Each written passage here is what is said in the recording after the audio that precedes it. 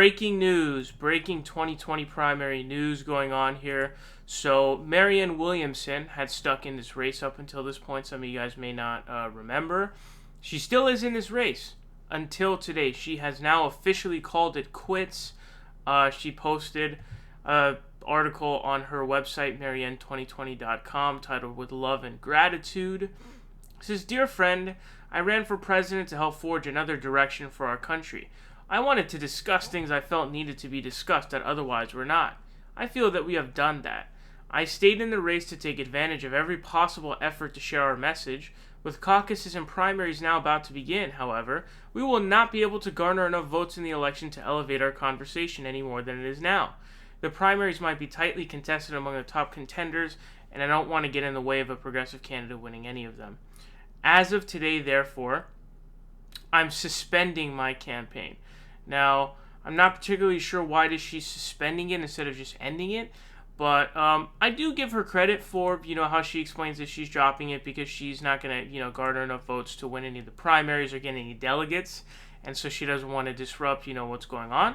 Respect for that, for sure. Credit where credit is due. Now, there are a lot of progressives who are Marianne Williamson fans, and, I appreciate it, and I am a fan of just this concept and philosophy of compassion and love and all this stuff. Compassion is what I would say is the one word to describe, what determines and influences my political beliefs. It's all about how can we make lives for everybody better. We want to improve lives in the United States, especially when we have so many people under so much duress, especially with our healthcare system and poverty, etc., our education system. Student loan debt, So how can we make people's lives better? And I like that she sort of pushed that message of compassion as her philosophy. It's very, very, cool and good.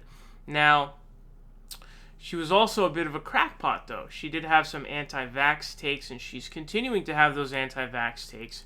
She's now claiming that people who are not skeptical of vaccines are shilling for Big Pharma or defending Big Pharma. She also has some weird prayer takes. She's, the spirituality leader and all that stuff. She's clearly a crackpot, very much so. And that's why I'm not a fan of hers.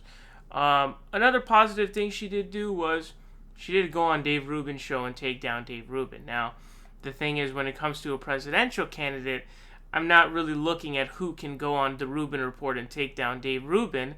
That's quite a minor thing when it comes to a presidential candidate. Now, regardless, a lot of people liked her position on reparations. They thought that they were, big fans of her for that.